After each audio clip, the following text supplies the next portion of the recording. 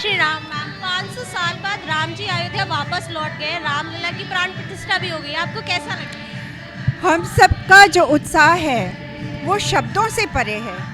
मेरा नाम अंजू है और मैं गुड़गांव में रहती हूँ। और मैं नहीं, पूरे विश्व के जो हिंदू हैं आज इतने उत्साहित हैं, और मैं इसके लिए अपने माननीय प्रधानमंत्री श्री नरेंद्र मोदी जी को खास बधाई देती हूँ। वे वास्तव में बधाई के पात्र हैं। आज आप किसी गली में चले जाइए, कहीं पर भी चले जाइए, पूरी मंदिरों में पूरी भक्ति का ऐसा माहौल है। यहाँ पर जो आपने अभी डांस देखा, वो उसका कोई शब्दों में वर्णन ही नहीं कर सकता है। और हमारी संस्कृति इतनी महान है, इतनी उच्च है कि उसका वर्णन पूरे के पूरे विश्व में। हमारा एक देश है जिसमें विविधता में एकता है और सर्वधर्म समभाव। हम सभी धर्मों का आदर करते हैं। लेकिन जैसे योगी जी कहते हैं कि अगर कोई आतंकवादी या कुछ इस तरह के तत्व हमारे हिंदू धर्म के आगे आएंगे, उन्हें नहीं छोड़ेंगे। तो मैं भी यही कहती हूँ कि हम सभी धर्मों का आदर करेंगे, लेकिन हम इसे हिंदू राष्ट्र बनाकर ही छोड़ेंगे। और हमारी जो धरा है, इसमें कहा जाता है वसुधैव कुटुंबकम। और राम ने जितनी भी हमें शिक्षा दी हैं, चाहे वो भाई के रूप में हो, चाहे वो पति के रूप में हो, चाहे वो एक राजा के रूप में हो, और मोदी जी ने 11 दिनों तक जो तप किया, वो उसका हम बयान नहीं कर सकते हैं। क्योंकि राजा जो है वो एक हमारा आदर्श होता है, जैसे राजा राम। तो हम आज भारत की जनता जो है, नरेंद्र मोदी जी को भी हम राम का दूत ही मानते हैं। और ये जो योगी जी हैं, उन्हें हम हनुमान का दूत मैम, जो ये मोदी जी 11 दिनों से तप कर रहे हैं, इसको तो इस नज़रिए से देखा जा रहा है कि ये राजनीति के लिए कर रहे हैं। तो फिर राजनीति कांग्रेस ने क्यों नहीं की? वो भी कर लेते। जब कांग्रेस का राज था तो योगी जी ने ये उत्तर दिया था कि उनके पास ऋतंबरा दीदी जैसे महान वक्ता, जिन्होंने अंग्रेज़ों जैसी लड़ाई लड़ी है इस राम राज्य के लिए, तो क्या उस समय वो नहीं कर सकते थे? और आज उनको न्योता जब दिया गया तो वो आए नहीं, अस्वीकार कर दिया। तो कंगना जी ने बड़ा अच्छा उसका उत्तर दिया है कि शादी में फूफा और चाचा जो है वो लोग मुंह तो फुला लेते हैं।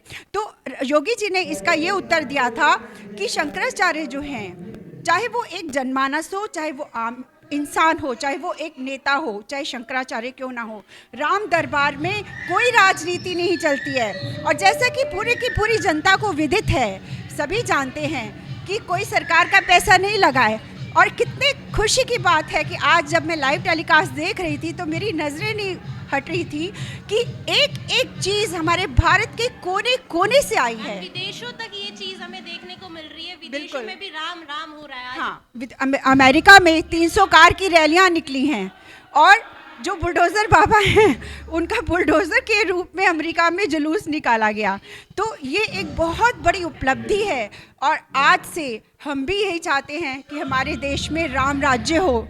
हमारा देश जो सोने की चिड़िया कहलाता था, आज फिर से वही हो। आज आप यहाँ पर जाइए, कहीं पर भी जाइए, चप्पे चप्पे पर भंडारे लगे हैं। हमारे देश में दानियों की कमी नहीं है, बहुत दानी है हमारे देश में। और आज सिर्फ एक चिंगारी देने की ज़रूरत थी, और वो थी राम नाम की। और चाहे वो कोई भी हो, हम किसी के अगेंस्ट नहीं हैं, हम किसी भी धर्म के अगेंस्ट नहीं हैं। क्योंकि हमारा देश तो शुरू से कहता है सर्वधर्म समभाव, कि सभी धर्मों के ऊपर समभाव किया जाए। तो हम किसी का किसी भी रूप से अपमान नहीं कर रहे हैं। लेकिन अगर योगी जी और मोदी जी ये कह रहे हैं कि हमें हिंदू राष्ट्र बनाना है, तो उसमें कुछ गलत नहीं है। तो मैं एक बार फिर सारे देश नहीं, सारे विश्व के जितने भी हिंदू हैं उनको बधाई देती हूँ। और आप चाहे आज आप यहाँ मंदिर में देखिए, गरीब से गरीब व्यक्ति और अमीर से अमीर व्यक्ति एक ही प्लेटफॉर्म पर मिलेगा, और यहाँ पे नाचता झूमता मिलेगा। ठीक है, हमारे देश के जो इतने बड़े अमीर लोग हैं, जो मुकेश अंबानी जैसे हैं, कहाँ वो भी आए हुए हैं, और कहाँ एक झोपड़ी का व्यक्ति भी आया हुआ है। मंदिर में मौजूद है वहाँ सारी सेलिब्रिटीज़। और जो मोदी जी शिक्षा देते हैं हमें कि आप मंदिर की सफाई कीजिए, अगर मंदिर की सफाई उन्होंने करते हुए दिखाया, तो हमें भी उससे प्रेरणा मिलती है कि हम भी अपने मंदिरों को साफ रखें।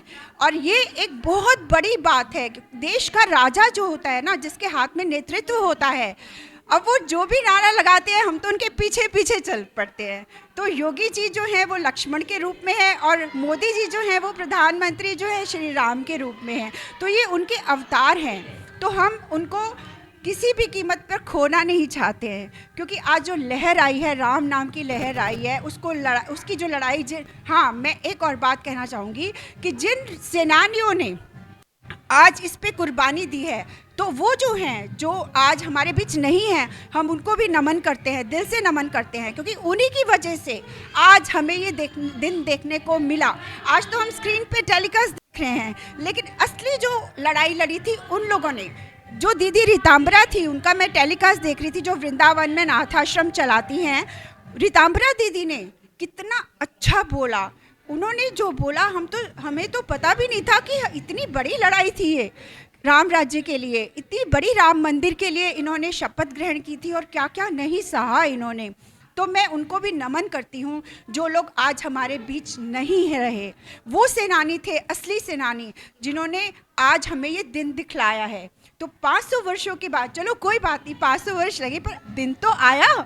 तो हम सिर्फ ये तपस्या खत्म हो गई और सारा का सारा देश नहीं, विश्व के जितने देशों में हिंदू हैं सारे राममय हो गए हैं। और मोदी जी ने जो भारत की छवि दिखाई है विदेशों में हमारे वो जो विदेशी भारतीय हैं वहाँ पर, वो भी कहते हैं कि हम भी आज गर्व से सीना तान के कह सकते हैं कि हम भारतीय हैं, है ना।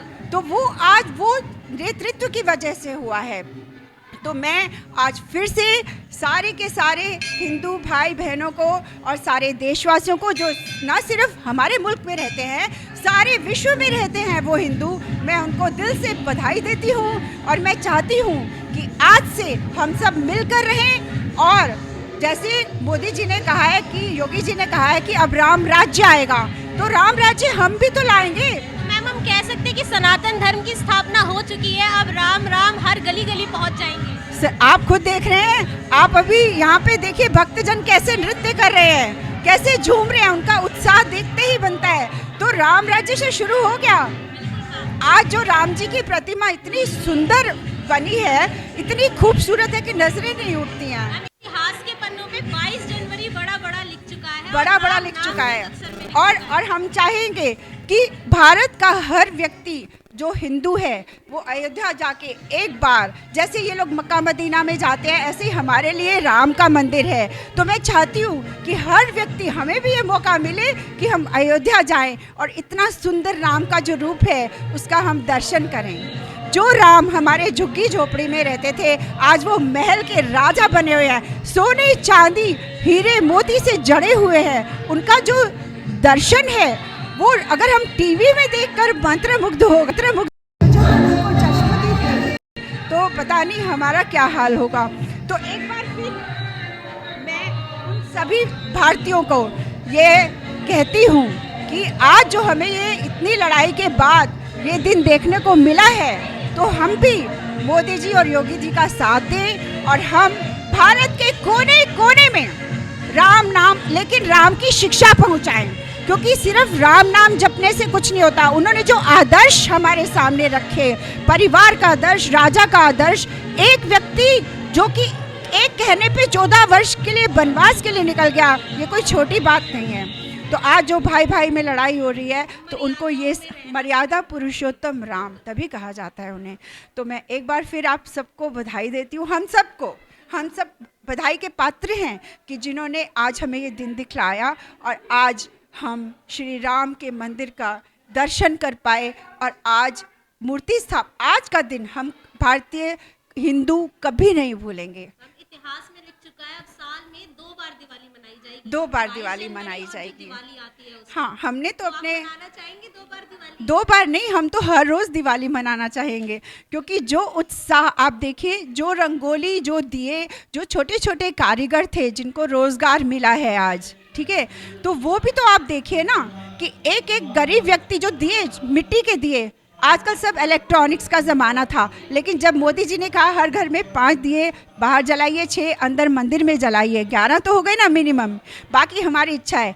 तो जो गरीब कुम्हार थे उनको भी रोज़गार मिला, इसी तरह से फूल माला हमने खरीदी, इसी तरह से जो भी हम तोरण लगाते थे घर में वो खरीदा। मैम कई लोगों का कहना है कि जितने पैसे राम मंदिर में लगे उसकी जगह अस्पताल बना दिया होता, हाँ हाँ या बिल्कुल स्कूल ठीक। बना दिया नहीं, होता। उसके जवाब तो योगी जी और मोदी जी बहुत बारी हम लोग भी जान चुके हैं। ये जो भी कह रहे हैं ये मिथ्या है, क्योंकि ये तो सभी जानते हैं ना कि इनके जो राम मंदिर का जो निर्माण हुआ है, जो पैसा इतना ज़्यादा इकट्ठा होता है उसके बैंक में डिपॉजिट किया, उसी के ब्याज से ही बन गया। तो फिर कैसे आप कह सकते हैं? और एक बात बताइए कि आज हम इस मंदिर में ही खड़े हैं, मंदिर में ही नृत्य हो रहा है, मंदिर में ही लोग झूम रहे हैं।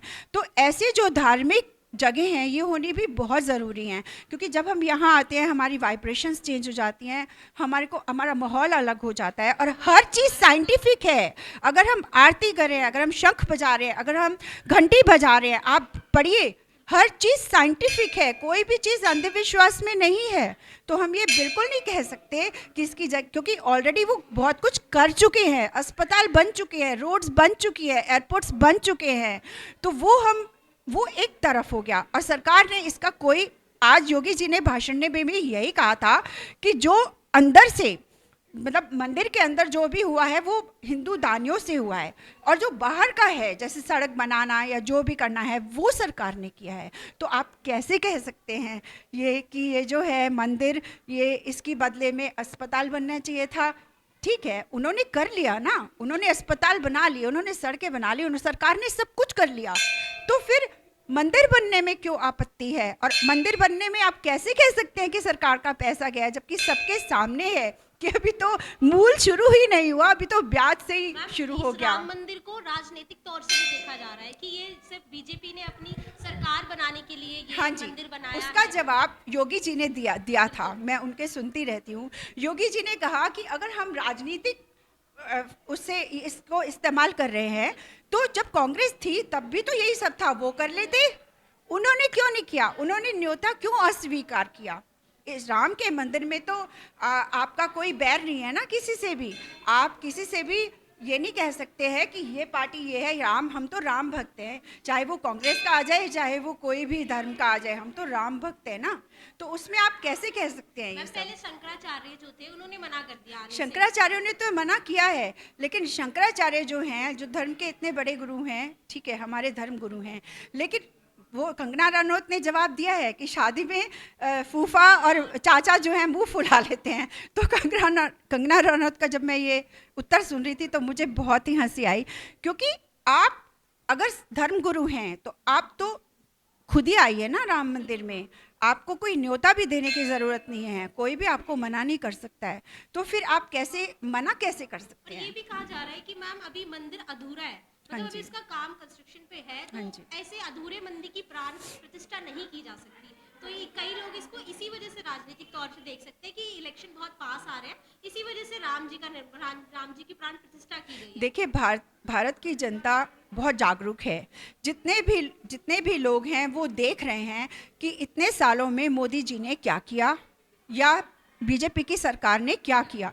अगर राम मंदिर आज इलेक्शन से पहले नहीं भी बनता है तो भी वो चीज़ें झुटलाई नहीं जा सकती हैं, ठीक है ना। और आप ये भी नहीं कह सकते हैं कि राजनीति के रूप की वो यूज़ किया गया है। भारत का मतदाता जो है आज बहुत जागरूक है, बहुत ज़्यादा उसको पता है कि कौन सी सरकार ने क्या किया है। तो मैं अभिजीत मुहूर्त था आज, इस हाँ वजह से जी, ये किया। तो ये ब्रह्म मुहूर्त था और ये हम सब के लिए बहुत ही गर्व की बात है। और बिल्कुल हमारे भारत माता जो है, हम इसको हिंदू राष्ट्र बनाकर रहेंगे। सभी धर्मगुरु बागेश्वर धाम जी ने भी बोला, रीतांबरा दीदी ने भी बोला, योगी जी ने भी बोला और मोदी जी ने भी बोला, और सभी जो लोग हिंदू राष्ट्र के अहमियत समझते हैं, मैं चाहूँगी कि वो इसका सम्मान करें और वो हमारे देश में राम राज्य और हिंदू राष्ट्र बनाने का संकल्प लें।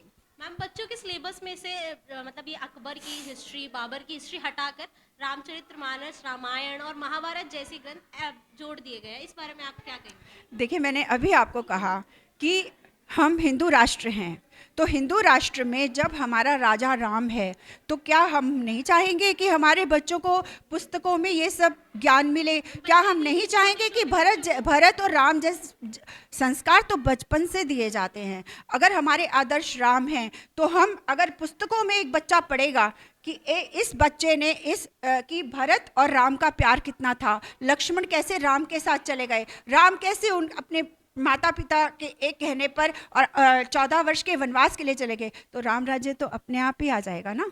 तो हम तो चाहेंगे कि हमारे जितने भी आने वाली पीढ़ियां हैं उनको ये बताया जाए कि इनका इतिहास क्या था। और जैसे कि हम फिर से कहते हैं, सर्वधर्म समभाव, हम किसी भी धर्म के अगेंस्ट नहीं है, हम सभी धर्मों का पूरा सम्मान करेंगे। जितने भी लोग हैं यहाँ पर, हमारे भी बहुत सारे दोस्त हैं जो कि अलग धर्म से हैं, लेकिन हम उनके साथ पूरे प्यार से रहते हैं। ये जो मैं ये समझती हूँ कि लड़ाई जो है वो एक मतलब एक पॉलिटिक्स के उसमें तो चल सकती है, लेकिन अगर मान लीजिए आज आप मुस्लिम होती और मेरा आपके साथ फ्रेंडशिप होती, तो क्या मैं आपके साथ फ्रेंडशिप तोड़ देती आज के दिन? कभी नहीं तोड़ती। बल्कि हमारे संविधान में भी धर्म एक बात मैं सबको ये जरूर बोलना चाहूंगी कि अगर कोई व्यक्ति हॉस्पिटल में एडमिट होता है और उसे जब खून की ज़रूरत होती है, कोई भी नहीं कहता है कि ये जो मुझे तब बोलते हैं बस मुझे जान बचानी है, मुझे खून की बोतल चाहिए। रिश्तेदार भी यही कहते हैं। क्या आप मुझे बताएंगी कि जो खून चढ़ा उस व्यक्ति पर वो हिंदू का था, मुसलमान का था, ईसाई का था या सिख का था? नहीं कहते हैं ना। सबकी रगों में, हम सबकी रगों में एक ही खून दौड़ रहा है। और सबसे बड़ा धर्म जो मैं मानती हूँ वो है इंसानियत का धर्म। आज भारत का बच्चा बच्चा अगर पुस्तकों में ये पढ़े कि इंसानियत ही सबसे बड़ा धर्म है, और हमारे श्री राम के जितने भी आगे उन्होंने इतनी चीज़ें हमें सीखने को मिली, अगर हम पुस्तकों में वो बच्चों को पढ़ाएं तो वही संस्कार उनमें आएंगे, बड़े होकर वही हमारे देश के बहुत ही अच्छे नागरिक बनेंगे। तो एक बार फिर मैं आप सबको बधाई देती हूँ और मैं कहती हूँ कि आज जैसे कि वो बच्चा बच्चा राम का नारा लगाएगा, तो उसी पर ही हम और हमारी झोपड़ी में राम आए हैं। तो हमारी झोपड़ी में जब राम आए हैं तो हमारा ये फ़र्ज़ बनता है कि हम उनका दिल से स्वागत करें। आज के दिन सब घरों में दीप जलाएं और सब घरों में लाइटिंग हो, सब घरों में हम पटाखे छोड़ाएं और हमारे घर में तोरण लगे, रंगोली। जैसे आज हमारे घर में हम दिवाली से भी बड़ा त्यौहार मान रहे हैं क्योंकि आज हमारे घर राम आए हैं। जय श्री राम, जय भारत माता की और वंदे मातरम। जय श्री राम। जय श्री राम।